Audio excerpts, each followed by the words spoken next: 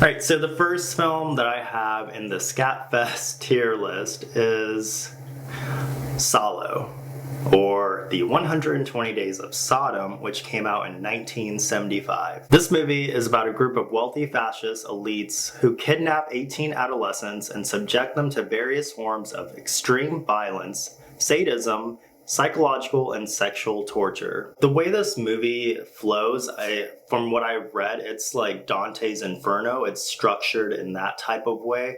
But then it's based off an unfinished novel titled 120 Days of Sodom by Marquis de Sade. Every story that's told, it just keeps getting worse. But to me, the circle of shit bit is probably the worst. When they're being forced to consume excrement, when they're served on a platter like they're at like some fucking gourmet restaurant, it's like on a platter, it's like just piled high. It's so I'm gonna stop talking about Salò. My personal score on this movie is a 5 out of 10. But yeah, Salò is not one that I would recommend.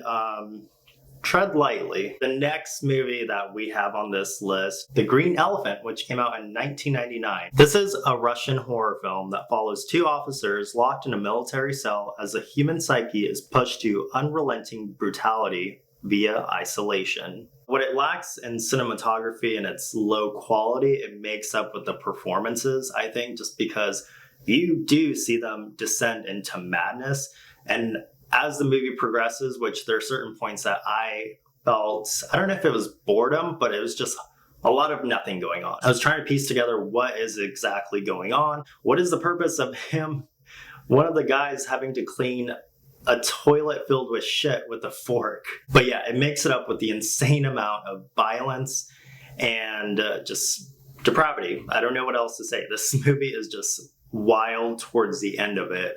And I think it's one of those movies that I didn't even know what to think afterwards. I don't think I ever want to watch The Green Elephant, just like Salò. These are not movies that I ever want to watch again. And probably the worst scenes, most disturbing parts of the movie, it's when one of the protagonists or characters defecates on a plate, consumes it, and then offers it to the other inmate. The other scene that really fucked me up with this movie was when the captain is torturing the two of them, and then one of the guys just, I don't know, he just loses it and beats the guy with a pipe, begins to sodomize him, and then removes his trachea and puts it up against the other inmate's mouth, which he then blows on to emulate an elephant's sound.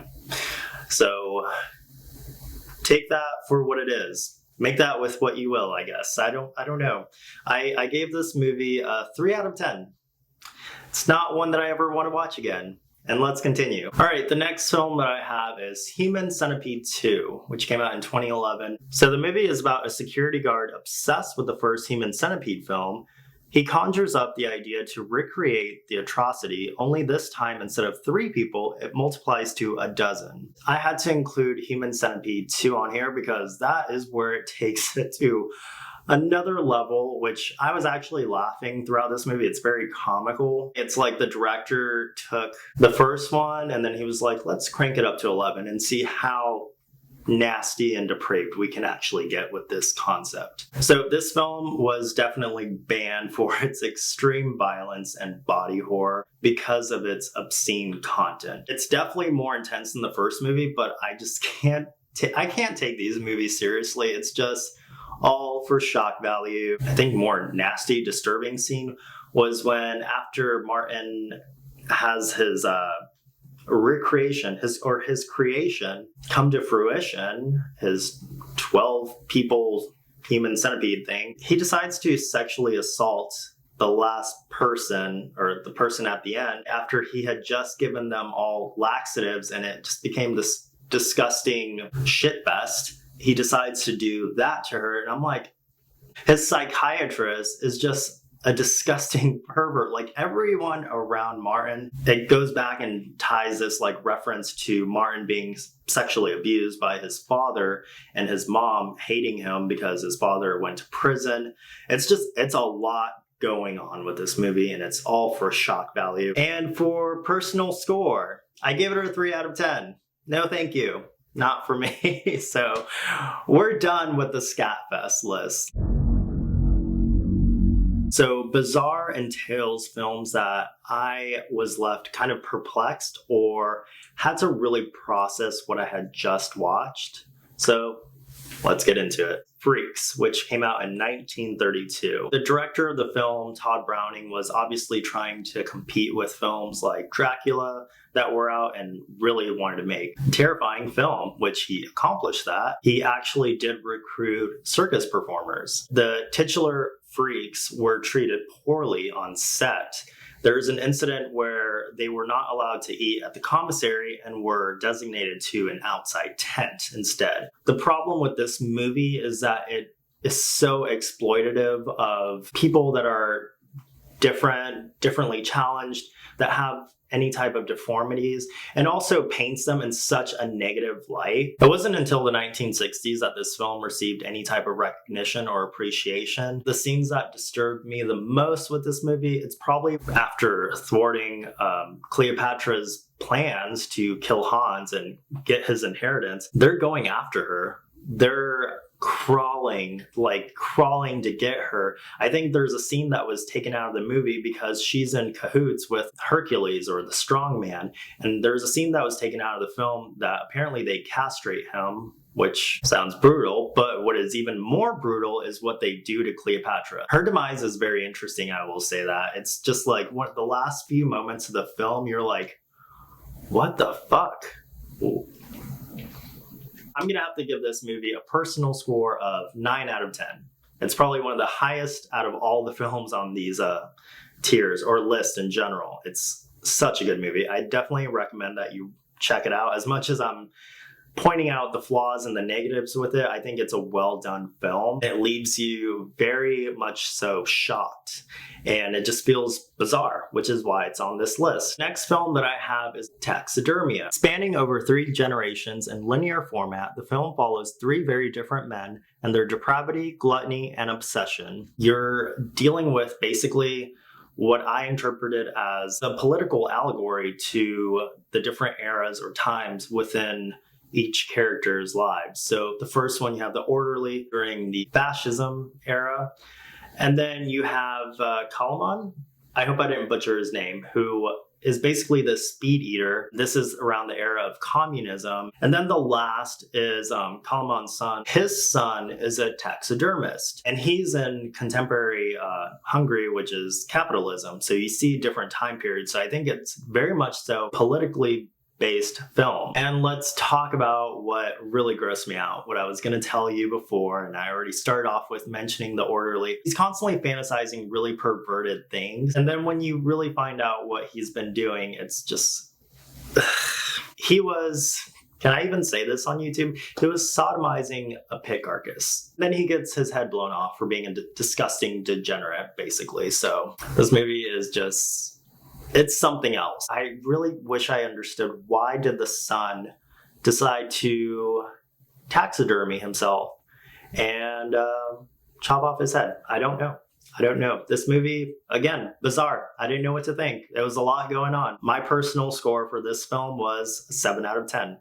Surprisingly, it was a really good film, but bizarre nonetheless. So let's continue. This movie was one that left me perplexed, bewildered, any type of synonym to that effect, because oh my god, was it gross. Blair and I watched this movie and we needed a moment to really process this, and that is a Serbian film which came out in 2010. Sorry, I don't mean to laugh, but this is a disgusting movie. A retired porn star named Milos accepts a role in an art film, wanting to depart from the business. He only goes further down levels of deplorable acts to be featured in a snuff film. So the film actually got banned in over 46 countries for its extreme depictions of graphic violence, sexual violence on women and children. It was also investigated by the Serbian government. There are 3 specific scenes that were just no thank you. And that is the baby scene. I don't need to go into detail about that. I don't need to describe that. if you want to watch this movie, you go look that up. I'm not describing that. That was actually so fucking disgusting. The second scene is the main character's friend. I don't remember her name, but I feel so bad for her because I thought she was in on it the whole time. Once she becomes aware of what they're actually intending on doing, she tries to warn her friend, but they capture her. And then they remove her teeth. And there's a man who grabs her and forces her to perform fellatio. And then the last scene is the ending. So I will say, like, the final moments of the movie, that is just one of the most horrendous things. I have nothing else to say about Serbian film. You watch it out of your own volition. I'm not going to recommend this movie. I will say the cinematography is really well done. I think the way the film is shot is well done. It's just some of the subject matter, and I feel like there's more to it than just like all the shock value, but I just could not look past the disturbing imagery. And for a personal score, I gave it a 5 out of 10. Again, some redeeming qualities like the cinematography. I think it was well acted, but just not enough for me to give it a higher score. Anyway, that is tier 2, bizarre. Now let's move on to the third one. The first film that I have on this tier is Hostel, which came out in 2005. I watched this movie back when I was in high school with my friends, not really knowing what I was getting into, not really knowing much about the premise or even looking up who directed it, which was Eli Roth, which is a director that I really like. I liked Cabin Fever.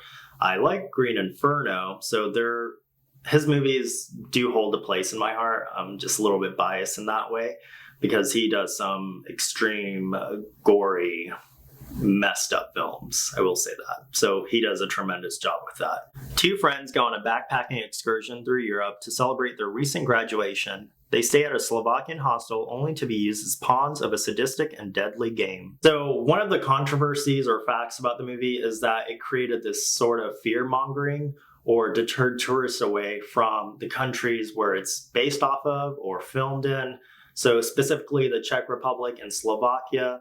A lot of people were outraged at Eli Roth and the film in general because they thought it would deter tourists from coming to their countries, thinking that these type of events are mundane activities like normal practice. So that caused a lot of uproar. And then on top of that, the one scene that I really wanted to get into, and that is when Josh is getting tortured by this executioner. He does something that you don't see on camera, and Josh is screaming, and then he opens the door, and when Josh gets up to leave, I believe it's his Achilles tendon, it just like splits. It's, there's a reason why Hostel is on this list. That scene is just disgusting. I'm sorry. It's Eli Roth accomplished what he was intending on doing, and that horrified me. My personal score of Hostel is a 6 out of 10.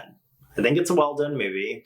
It's somewhat shallow in some regards, some of the characters, in my opinion. The next film that I have is 2008's Martyrs. So this is a French horror film about a young woman that finds the people responsible for her abuse and torture as a child. With her friend in tow, the two soon find themselves in a hellish nightmare. Strangely enough, the film that I had just mentioned, the director of Martyrs was inspired by Hostel. How these women are being basically captured, recruited, imprisoned, and being put through a series of torture for the sake of transcendence and trying to find the meaning of afterlife, if there is such a thing as the afterlife. One of the characters that kind of creeps me out is the Mademoiselle. Then at the end with what she does, it's just, oh my God, it's so ambiguous that you're like, well, what the hell happened? What does it all mean?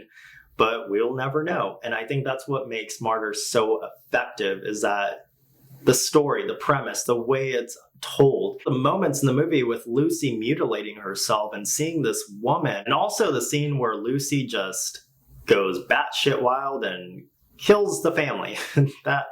That was pretty brutal. I will say that was probably one of the most brutal friggin' scenes of any movie I've seen. And then Anna getting skinned alive and all the torture she has to go through, the amount of times that she's abused physically, just mentally, like literally degrading this girl, just beating her to a bloody pulp. It is so hard to watch in some scenes. I mean, I felt bad for Lucy, but I felt so bad for Anna, like everything that they put her through. And the fact that she's like this one that was able to transcend and reach that point amongst all the victims that they've had. I'm personally giving Martyrs an 8 out of 10. This is such a good movie. French horror is where it's at. I'm gonna say it. I love so many French horror movies. I love High Tension. I love Raw. I like Titan. It wasn't like my favorite, but it was good. There's so many French horror movies that I like. There's another one that I believe it's from the 70s called But Don't Deliver Us from Evil. Or is it Don't Deliver Us from Evil? You know, the one about the two girls, the two Catholic schoolgirls that rebuke the Lord and turn to Satan or something.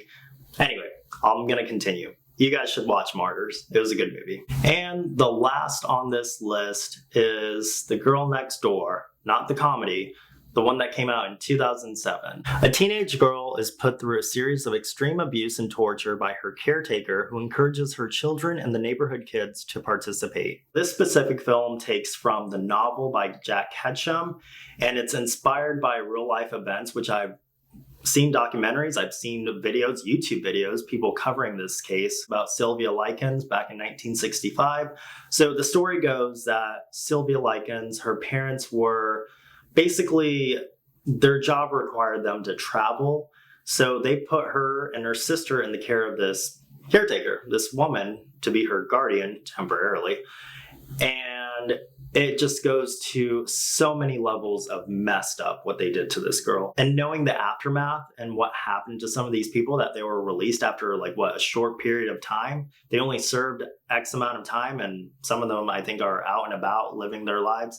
It's truly fucking disturbing. There's also another film called, I believe, An American Crime that stars Elliot Page, the then Ellen Page. And see, I haven't seen that movie in a while, but I feel like The Girl Next Door was more brutal and terrified me a lot more. One of the most disturbing scenes in the movie is probably when Ruth carves into Meg's skin and carves all these obscenities and messed up things. From what I've read, from what I remember, I believe Sylvia Likens experienced the same thing with her having obscenities carved into her skin. So just imagine like the brutality this little girl had to experience. And also she got the brunt of it because she was trying to protect her younger sister. For personal score, I'm going to give it a 7 out of 10. I think it was a well done movie. So the first one that I have to talk about is Eden Lake, which came out in 2008. In this British horror thriller, a gang of lewd youths terrorize a couple on a romantic getaway, turning into a brutal fight for survival. So on a technical level, this movie is so well done, well acted, well produced, well directed. I also felt this visceral, overwhelming feeling of dread and just annoyance with the kids, their decisions. All the decisions that they were making, it's like it just kept escalating and got progressively worse. And honestly, two of the scenes that really stuck out to me, that really haunted me, it's probably what happens to Steve, Michael Fassbender's character. Yeah, what they do to him is pretty messed up. What they do to the little kid, I believe his name's Adam, when they set him alight, that is brutal. The screams in the movie, it's just... that is haunting. I can't get those screams out of my head. And then finally, the last bit that really horrified me about this movie was probably the ending. It's pretty ambiguous. Once everything unfolds, you find out that Jenny, these people that she went to for comfort, for help after this ordeal, turn out to be the ringleader's family. And what they do to her, they basically go into the bathroom that she's in, that she has locked herself in, and you don't really know. You can only assume. It's very ambiguous. You just hear Jenny screaming, but it's safe to assume they probably killed her, more than likely, and try to cover up the evidence. Yeah, it's one that, like, I don't think it messed me up as far as some of the other movies that I'm about to talk about on this tier, but it definitely just, yeah. If you haven't watched Eden Lake, it's a really great movie. I think it's really well done, but it's just incredibly sad. I'm giving this movie a 7 out of 10. I think it's well done, like I stated. You guys should check out Eden Lake. So the next film that I have is Gaspar Noé's Irreversible, which came out in 2002. Events of a traumatic night unfold in reverse order as a woman suffers from unspeakable acts by her assailant and her loved ones seek out the perpetrator responsible. I think for me, what was kind of disturbing to watch was definitely the gay sex club scene, especially since it's called the Rectum, which I was like, okay. But that was entirely graphic. Holy shit, that was so graphic seeing all that. And then the fire extinguisher scene, when they literally bashed this guy's head in with a fire extinguisher.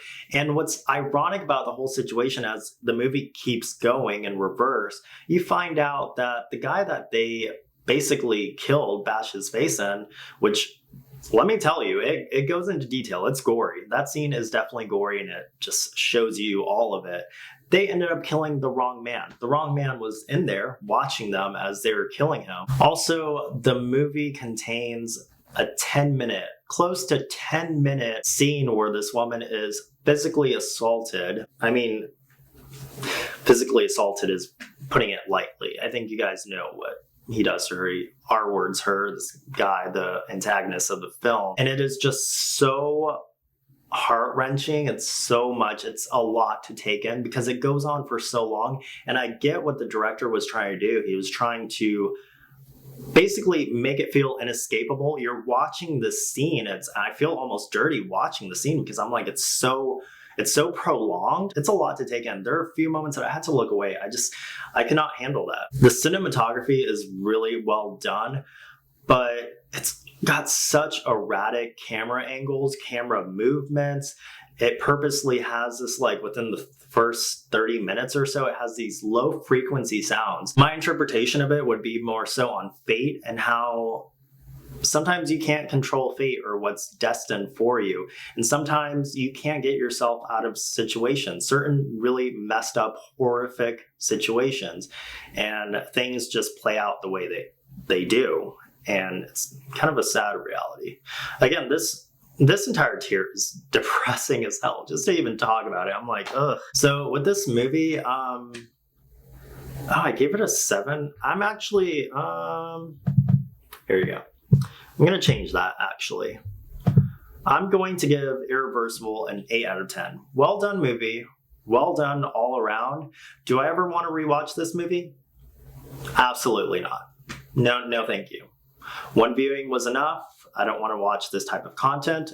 I can respect the director and that this is a great movie, but it's just, and I know he has great films. I haven't watched, what's it called? Climax. That's another recommendation. I keep hearing, like, it's a reoccurring thing that people keep saying, like, you need to watch this movie. You need to watch this movie. So I'm finally going to very soon. The other one my friend Morgan recommended is Enter the Void. I still have yet to watch that one, and I really do want to watch it. And there's another one that I keep forgetting about. What the hell is the name of it? Oh, 1998's I Stand Alone. I couldn't remember the fucking movie. Yeah, that's another one that I really want to watch, actually. Anyway, I'm going so off topic. Again, watch Irreversible at your own discretion. Be heavily advised that there's just a lot of heavy subject matter. And the last bleak and depressing film on this tier, we have Requiem for a Dream, which came out in 2000. This film is directed by Darren Aronofsky. This drama psychological thriller revolves around 4 characters' parallel journeys, their addictions, and tragedies. I think one of the interesting things about the film is that the actress who played Sarah Goldfarb actually had to go and endure a tremendous amount to make this movie. She had to go through so much prosthetics. She had to have cameras mounted to her for those really close-up tight shots. From what I read, Jared Leto actually would inject himself with just water to kind of get the sensation of what it's like to, be a heroin addict. He would hang out with heroin addicts that would be on the streets just to kind of gauge their behavior, I guess, to get more into the role. I think they were kind of deprived, or they were told,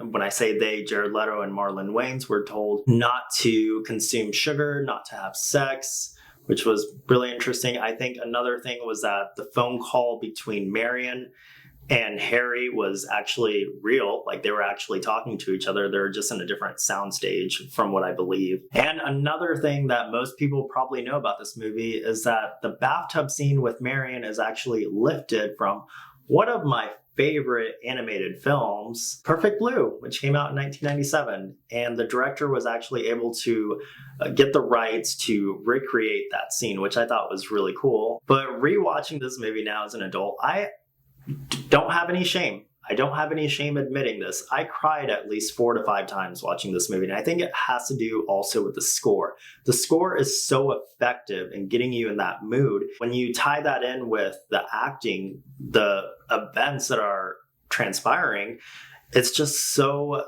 God, it is so bleak watching it and watching the demise, in a sense, watching everything unfold and what happens to each character. This is the second and only other movie that I'm giving a personal score of 9 out of 10. I'm giving it a 9 out of 10 just because it was one that moved me in a way that I just never expected a movie to have that kind of effect on me.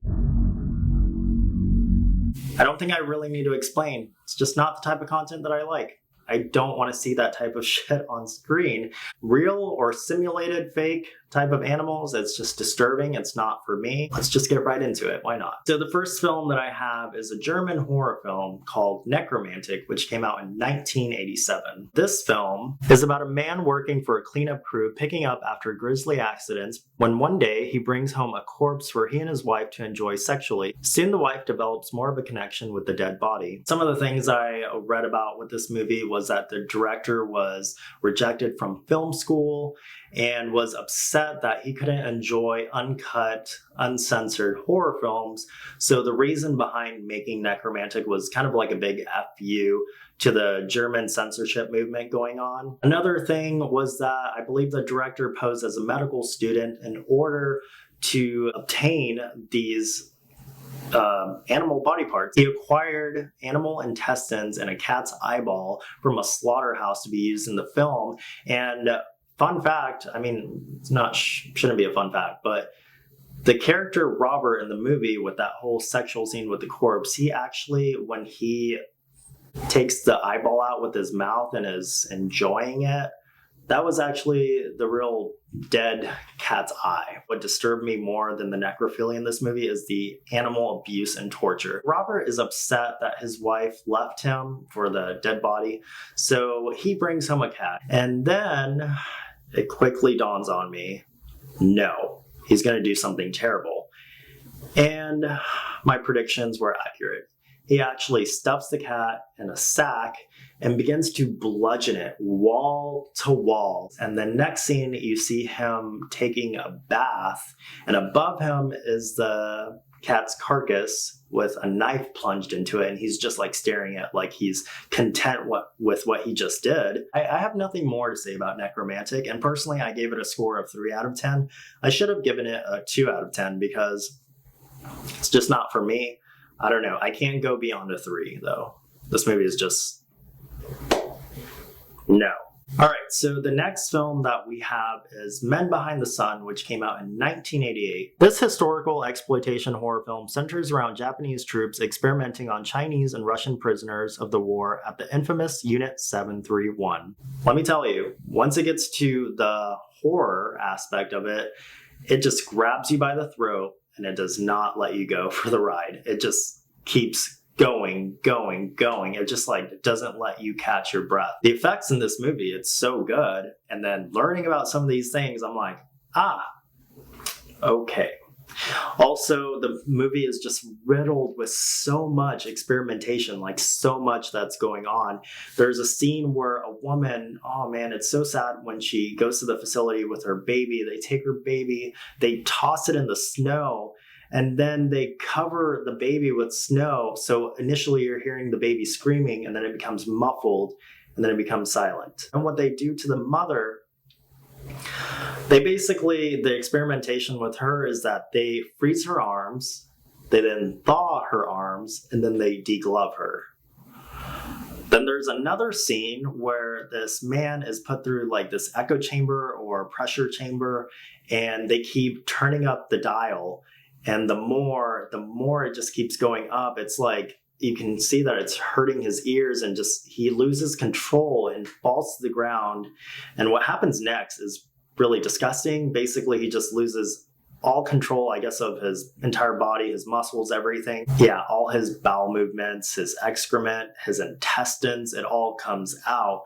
And I was like, oh. But let's get to the scene that disturbed me the most. They actually used a real cat while filming and tossed it in a swarm of rats, which basically the cat was like trying to fend itself against the rats. Can you guys please confirm this or not? But what I've read was that the cat actually lived. They just tossed it in honey or put honey on it, and the rats were suckling on it. And then it was returned to its owner. But I don't know if that's accurate, because then some sources said that the cat was actually killed. The rats were obviously killed as well, because there's a scene where you see all these rats burning. So I don't know what's true and what's fact or what's fiction. I don't know. I actually gave it a 6 out of 10. That's my personal score, because I thought it was well done. Some of the subject matter is heavy.